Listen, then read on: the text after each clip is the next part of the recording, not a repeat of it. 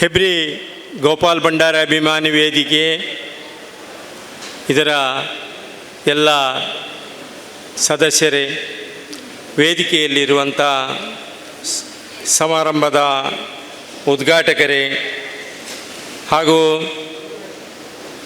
ಜಿಲ್ಲೆಯ ಹಿರಿಯ ರಾಜಕಾರಣಿಗಳು, ಮಾಜಿ ಸಂಸದರು, ಮಂತ್ರಿಗಳು, ರಾಜಕೀಯ ಧುರೀಣರು, ಪಂಚಾಯತಿನ ಅಧ್ಯಕ್ಷರು, ಪತ್ರಿಕಾ ಮಂಡಳಿದವರು ಹಾಗೂ ಈ ಚರಿತ್ರೆ ಗೋಪಾಲ್ ಭಂಡಾರಿಯವರ ಪುಸ್ತಕ ಬರೆದಂಥ ಸಂಪಾದಕರೇ, ಗೌರವ ಸಂಪಾದಕರೇ, ಸಂಪಾದಕೀಯ ಸದಸ್ಯರೇ, ಮತ್ತು ಈ ಸಮಯದಲ್ಲಿ ಈಗ ಕಾರ್ತಿ ತಿಂಗಳು ಅಂತ ಹೇಳ್ತೇವೆ ನಾವು, ಈ ಸಮಯದಲ್ಲಿ ಸಹ ಅಭಿಮಾನ ಇಟ್ಟುಕೊಂಡು ನೀವು ಇಷ್ಟೊಂದು ಜನ ಬಂದಿದ್ದೀರಿ.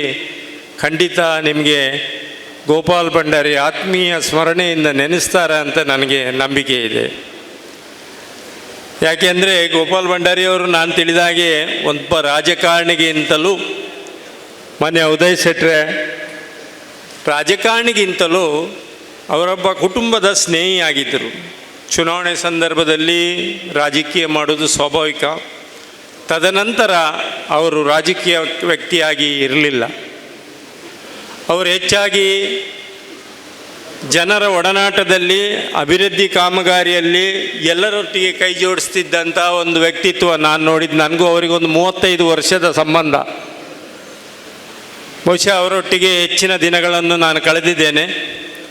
ಒಬ್ಬ ಕಾರ್ಯಕರ್ತನಾಗಿ, ಒಬ್ಬ ಜನಪ್ರತಿನಿಧಿಯಾಗಿ, ಒಬ್ಬ ಕುಟುಂಬದ ಸ್ನೇಹಿಯಾಗಿ. ಅವರೆಂದು ತನ್ನತನವನ್ನು ನೋಡಲಿಲ್ಲ. ಅವರು ಯಾವಾಗಲೂ ನನ್ನ ಗುರು ಡಾಕ್ಟರ್ ಈರಪ್ಪ ಮೊಯ್ಲಿ ಅವರಿಗೆ ಬೇಜಾರಾಗದಂಗೆ, ಅವರ ಮಾತನ್ನು ಉಳಿಸಿಕೊಳ್ಳುವ ಹಾಗೆ, ಜನರ ಆ ಒಂದು ಪ್ರೀತಿಯನ್ನು ಉಳಿಸ್ಕೊಳ್ಳಲಿಕ್ಕೆ ಭಾಳ ಪ್ರಯತ್ನ ಮಾಡ್ತಾಯಿದ್ದರು. ರಾತ್ರಿ ಎಷ್ಟೊತ್ತಾದರೂ ಹೆಬ್ರಿಗೆ ಬಂದು ಹಗಲಿಗೆ ಕಾರ್ಕಳಕ್ಕೆ ಹೋಗಿ ತಾಲೂಕು ಕೇಂದ್ರ ಸ್ಥಾನದಲ್ಲಿದ್ದು ಜನರ ಕಷ್ಟಗಳಿಗೆ ಸ್ಪಂದಿಸ್ತಿದ್ದರು. ಎಂದು ಇನ್ನೊಬ್ಬರಿಗೆ ಬೈದದ್ದು ನಾನು ನೋಡಲಿಲ್ಲ. ಎಂದು ಇನ್ನೊಬ್ಬರಿಗೆ ಬೇಸರ ವ್ಯಕ್ತಪಡಿಸಿ ಮಾತಾಡಿದ್ದು ನಾನು ಕೇಳಲಿಲ್ಲ. ಅವರ ಮನೋಧರ್ಮ, ಅವರ ಸಾಮಾಜಿಕ ಮನೋಧರ್ಮ ಮತ್ತು ರಾಜಕೀಯ ಇಚ್ಛೆ ಅದು ವಿಶೇಷವಾಗಿತ್ತು. ಎಲ್ಲರೂ ಕಾಲವಾದ ನಂತರ ಒಂದು 11 ದಿವಸ, 13 ದಿವಸ, 1 ವರ್ಷ, ಆದರೆ ನಾವು ಇವತ್ತು 6 ವರ್ಷದ ನಂತರ ಅವರನ್ನು ಮರೀಲಿಕ್ಕೆ ಆಗ್ತಾ ಇಲ್ಲ ಅಂತ ಹೇಳಿದರೆ ಅವರಲ್ಲಿ ಎಂಥ ವ್ಯಕ್ತಿತ್ವ ಇತ್ತು ಅಂತ ನಾವು ಊಹನೆ ಮಾಡಬೇಕು. ಯಾಕಂದರೆ ಅವರು ಯಾವತ್ತೂ ತನ್ನ ಕುಟುಂಬ, ತನ್ನತನ, ಇವತ್ತು ಯಾರಾದರೂ ರಾಜಕಾರಣದಲ್ಲಿ 50% ಜನ ಒಂದು ಸಲ MLA ಆದರೆ 50 ಕೋಟಿ 100 ಕೋಟಿಗೆ ಮುಟ್ಟುಬಿಡ್ತಾರೆ. ನಾನು ತಿಳಿದಂಗೆ ಅವರ ಕಾಲ ಆದ ಸಮಯದಲ್ಲಿ ಅವರ ಹತ್ರ 50 ಲಕ್ಷ ತ್ರಾಣವೂ ಶಕ್ತಿಯೂ ಇರಲಿಲ್ಲ. ಅಂಥ ಒಂದು ವ್ಯಕ್ತಿತ್ವವನ್ನು ಬೆಳೆಸಿಕೊಂಡು ನಮ್ಮೊಟ್ಟಿಗೆ ಅವರು ಕಳೆದ ದಿನ, ಅವರ ಸಾವು ಆಕಸ್ಮಿಕವಾಗಿದೆ. ಆಕಸ್ಮಿಕ ಆದರೂ ಅದು ದೈವ ಇಚ್ಛೆ ಇರ್ಬೋದು. ತನ್ನ ಕಷ್ಟವನ್ನು, ನೋವನ್ನು ಇನ್ನೊಬ್ಬರ ಹತ್ರ ಹೇಳ್ಕೊಳ್ಳಿಕ್ಕೆ ಇಚ್ಛೆ ಪಡ್ತಿರಲಿಲ್ಲ.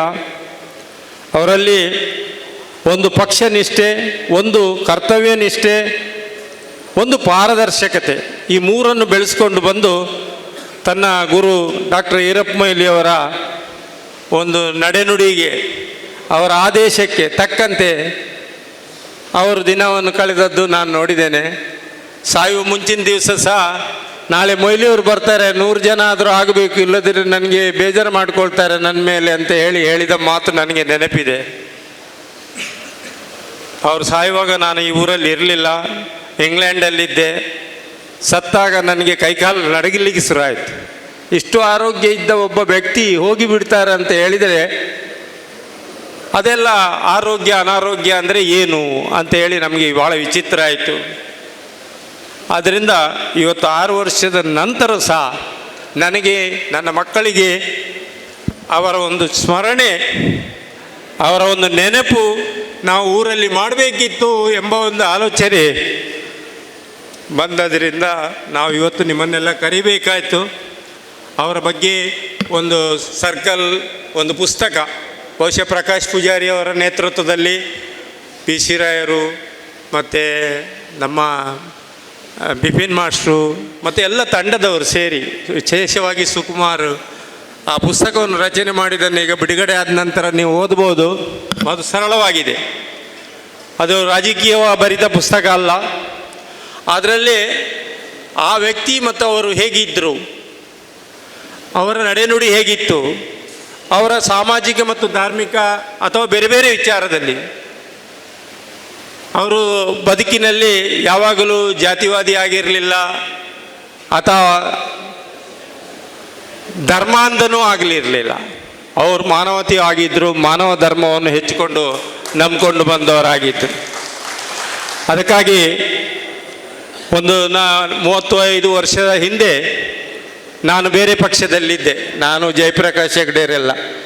ಕಡೆಗೆ ನಮಗೆಲ್ಲ ಈಚೆ ಹೊಳೆ ದಾಟುವಂಥ ಪರಿಸ್ಥಿತಿ ನಮಗೆ ಬಂದಿದ್ದರಿಂದ ಇಂಥ ಒಂದು ಮಾನವ ಧರ್ಮದ ನೆಷ್ಟಿಯಲ್ಲಿ ಗೋಪಾಲ್ ಭಂಡಾರಿಯವರ ಒಂದು ಕೆಲಸ, ಸೇವೆ, ಸರ್ವೀಸನ್ನು ನೋಡಿಕೊಂಡು ನಾವೆಲ್ಲ ಅವರೊಟ್ಟಿಗೆ ಇದ್ದೇವೆ.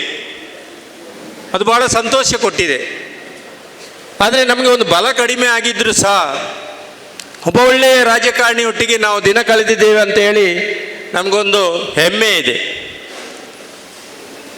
ಅವರ ಹತ್ರ ನಾನು ತಿಳಿದಾಗೆ ಭೂಸುಧಾರಣಾ ಕಾನೂನಿನಲ್ಲಿ ಭೂಸುಧಾರಣಾ ನ್ಯಾಯಾಲಯದ ಸದಸ್ಯರಾಗಿ, ಅಕ್ರಮ ಸಕ್ರಮದ ಅಧ್ಯಕ್ಷರಾಗಿ ಅಥವಾ ಆಶ್ರಯ ಸಮಿತಿ ಅಧ್ಯಕ್ಷರಾಗಿ ಸುಮಾರು 30,000ಕ್ಕೂ ಹೆಚ್ಚು ಡಿ ನೋಟ್ಸ್ಗಳಿಗೆ ಅವರು ನಡವಳಿಗಳಿಗೆ ಸೈನ್ ಹಾಕಿದ್ದು ನನ್ನ ಗಮನಕ್ಕೆ ಬಂದಿದೆ. ಇದೊಂದು ಸಣ್ಣ ವಿಚಾರ ಅಲ್ಲ. ಡಾಕ್ಟರ್ ಈರಪ್ಪ ಮೊಯ್ಲಿಯವರು ರಾಜ್ಯದ ರಾಜಕೀಯ ಮತ್ತು ದೇಶದ ರಾಜಕೀಯದಲ್ಲಿದ್ದರೂ ಸಹ ಅದರ ಸೂತ್ರಧಾರಿ ಅವರ ಹೆಸರಲ್ಲಿ ಮಾನ್ಯ ಗೋಪಾಲ್ ಭಂಡಾರಿ ಮಾಡಿಕೊಂಡು ಬಂದದ್ದನ್ನು ನಾನು ಕಣ್ಣಾರೆ ನೋಡಿದ್ದೇನೆ. ಜನ ಅದನ್ನು ಯಾವತ್ತೂ ಮರೆಯುವುದಿಲ್ಲ. ನನಗೆ ಇವತ್ತು ಗೋಪಾಲ್ ಭಂಡಾರಿಯ ಈ ಕೆಲಸ ಮಾಡಿ ಅಂತ ಹೆಚ್ಚು ಪ್ರೇರಣೆ ಕೊಟ್ಟವರು ಬಹುಶಃ ಕೆಲವು ಅವರಿಗೆ ಓಟ್ ಹಾಕದಿದ್ದ ಅವರ ಅಭಿಮಾನಿಗಳು. ಯಾಕಂದರೆ ಅಂಥ ವ್ಯಕ್ತಿ ರಾಜಕೀಯದಲ್ಲಿ ಹುಟ್ಟುವುದು ಕಡಿಮೆ, ನಮಗೆ ಓಟ್ ಹಾಕಲಿಕ್ಕೆ ಆಗಲಿಲ್ಲ. ಆದರೆ ನಮ್ಮ ಸಹಾಯ ಮಾತ್ರ ಅವರ ಕೆಲಸಕ್ಕೆ ನಂದಿದೆ, ನಮಗೆ ಇದೆ ಅಂತ ಹೇಳಿಕೊಂಡವರು ತುಂಬ ಜನ ಇದ್ದಾರೆ ಈ ಸಭೆಯಲ್ಲಿ. ಯಾಕಂದರೆ ಅವರು ಮಾಡಿದ ಅಭಿವೃದ್ಧಿ ಕೆಲಸ, ಅವರ ಮನೆಯಲ್ಲಿ ಇವತ್ತು ಸಹ ಹೋಗಿ ನೋಡಿದರೆ ಅದೇನು ಒಂದು 25-50 ಲಕ್ಷದ ವಸ್ತು ಕಾಣುವುದಿಲ್ಲ. ಅವರೊಬ್ಬ ರಾಜಕಾರಣಿ 2 ಸಲ MLA ಆದವರ ಮನೆ ಆಗಿ ಅವರ ಮನೆ ಇಲ್ಲ.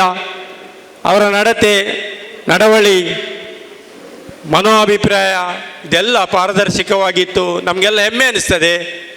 ಎಲ್ಲರೂ ನಮಗೆ ಅಲ್ಲಿ ಹೋಗಬೇಕಾದ್ರೂ ಸಹ, ಇಲ್ಲಿ ಸುಮ್ಮನೆ ಅಲ್ಲಿ ನಮ್ಮ ಮನೆ ಆದರೂ ಸಹ ಗೋಪಾಲ್ ಭಂಡಾರಿಯವರ ನೆನಪು ಎಲ್ಲ ಕುಟುಂಬದ ಮನೆಯ ಬದುಕಿನಲ್ಲಿ ಬೇರೂರಿದೆ ಅಂತ ಹೇಳಲಿಕ್ಕೆ ನನಗೆ ಸಂತೋಷ ಆಗ್ತಾ ಇದೆ, ಮನಸ್ಸಿಗೆ ಹಿತ ಆಗ್ತಾ ಇದೆ. ಆದ್ದರಿಂದ ತಾವೆಲ್ಲ ಬಂದದಕ್ಕೆ, ಈ ಸಂಘಟನೆಗೆ ನಮಗೆ ಬಲ ಕೊಟ್ಟದಕ್ಕೆ, ಅವರ ಒಂದು ಪುತ್ಥಳಿ ಇವತ್ತು ನಾವು ಅವರ ಚೌಕಿ, ಅವರ ವೃಂದಾವನ ಮಾಡಿ ಒಂದು ಪುತ್ಥಳಿಯನ್ನು ಇಟ್ಟು ಅವರ ಚರಿತ್ರೆಯನ್ನು ಬರೆದು ಇವತ್ತು ಜನರಿಗೆ ನಾವು ಕೊಡ್ತಾ ಇದ್ದೇವೆ. ಈಗ ಬಿಡುಗಡೆ ನಮ್ಮ ವಿಧಾನಸಭಾ ಅಧ್ಯಕ್ಷರು UT ಖಾದರ್ ಅವರು ಬಂದು ಆ ಪುಸ್ತಕ ಬಿಡುಗಡೆ ಮಾಡಿದ ನಂತರ ಹೊರಗಡೆ ನೀವೆಲ್ಲ ಅದನ್ನು ಪಡ್ಕೊಳ್ಬೋದು. ಈಗಾಗಲೇ ಸಹಾಯ ನೀಡಿದವರು ಅಥವಾ ಲೇಖನ ಕೊಟ್ಟವರಿಗೆ ಧರ್ಮಾರ್ಥವಾಗಿ ಕೊಡ್ತಾರೆ. ಉಳಿದವರು ಅದನ್ನು 200 ರೂಪಾಯಿ ಪಾವತಿ ಮಾಡಿ 300 ಪುಟದ ಪುಸ್ತಕವನ್ನು ಪಡೆಯಬಹುದಾಗಿದೆ. ಅದರಲ್ಲಿ ಹೇಗಿದೆ ಆ ಪುಸ್ತಕ ಅಂದರೆ, ಅವರನ್ನು ಡ್ರೈವಿಂಗ್ ಮಾಡಿ 13-14 ವರ್ಷದಲ್ಲಿ ತಗೊಂಡೋಗಿ ಇಟ್ಟಂದು ಆಫೀಸ್ನ ಕ್ಲರ್ಕ್ನಿಂದ ಹಿಡಿದು ಎಲ್ಲರೂ ಅವರವರ ವ್ಯಕ್ತಿಯ ಅಭಿಪ್ರಾಯ. ಮಾನ್ಯ ಸುನೀಲ್ ಕುಮಾರ್ ಸಹ ಅದರಲ್ಲಿ ಒಂದು ಲೇಖನ ಬರೆದಿದ್ದಾರೆ. ನಾನೊಂದು ಗುಟ್ಟಲ್ಲಿ ಓದಿದ್ದೇನೆ. ಆದರೆ ಎಲ್ಲ ಉದಯ್ ಕುಮಾರ್ ಶೆಟ್ಟರು ಒಂದು ಒಳ್ಳೆಯ ಲೇಖನ ಬರೆದಿದ್ದಾರೆ. ಅಂತೂ ಎಲ್ಲ ಪಕ್ಷದವರಿಗೆ ಅವರ ಬಗ್ಗೆ ಬರೆಯುವಂಥ ಒಂದು ಸ್ಫೂರ್ತಿ ಮತ್ತು ಇಚ್ಛೆ ಆ ಭಗವಂತ ಕೊಟ್ಟದ್ದಕ್ಕೆ ನನಗೆ ಹೆಮ್ಮೆ ಅನ್ನಿಸ್ತಾ ಇದೆ. ಯಾಕಂದರೆ ನಾವೆಲ್ಲರಿಗೂ ಒಂದು ದಿವಸ ಅಲ್ಲ ಒಂದು ದಿವಸ ಹೋಗಲಿಕ್ಕೆ ಉಂಟು, ಎಲ್ಲಿ ಹೋಗ್ತೇವೆ ಅಂತ ಗೊತ್ತಿಲ್ಲ. ಆದ್ದರಿಂದ ನಾವೇನು ಬದುಕಿನಲ್ಲಿ ಮಾಡಿಕೊಂಡು ಬಂದಿದೆ ಮಾನವೀಯತೆ ದೃಷ್ಟಿಯಲ್ಲಿ ಅಥವಾ ಪಾರದರ್ಶಕೆ ಇದ್ದಲ್ಲಿ ಇವತ್ತು ಎಲ್ಲ ರಾಜಕಾರಣಿಗಳು ಮಾನ್ಯ ಗೋಪಾಲ್ ಭಂಡಾರಿ ಥರ ಬದುಕಲಿ, ಸೇವೆ ಮಾಡಲಿ ಅಂತ ಹೇಳಿ ನಾನು ಈಗಾಗಲೇ 4 ಗಂಟೆಗೆ ಡಾಕ್ಟರ್ ಈರಪ್ಪ ಮೊಯ್ಲಿಯವರು ಮತ್ತೆ ಈಗ ಬರ್ತಾರೆ. ಅದಕ್ಕೆ ಎಲ್ಲರೂ ಬರಬೇಕಂತಿಲ್ಲ. ಅಲ್ಲಿ ಹೋಗಿ ಉದ್ಘಾಟನೆ ಮಾಡಿದ ನಂತರ ನಾವು ಕೆಲವು ಜನ ಆದರೂ ಅಲ್ಲಿ ಹೋಗಿ ಆ ಉದ್ಘಾಟನೆಯಲ್ಲಿ ಭಾಗವಹಿಸೋಣ. ಆ ನಂತರ ಪುಸ್ತಕ ಬಿಡುಗಡೆ ಆಗ್ತದೆ.